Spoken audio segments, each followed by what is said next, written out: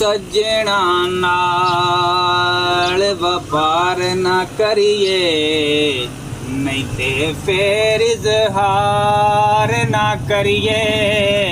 ओ सज्जण लख गुनाही होवे, ओदे ऐब शुमार ना करिए। सज्जण भावें बन जाए दुश्मन, ओए ओदे उत्ते वार ना करिए। होया आज़म यार दे मरने मरिए, नहीं ता पहला ही प्यार ना करिए। आज़म यार दे मरने मरिए, नहीं ता पहला ही प्यार ना करिए।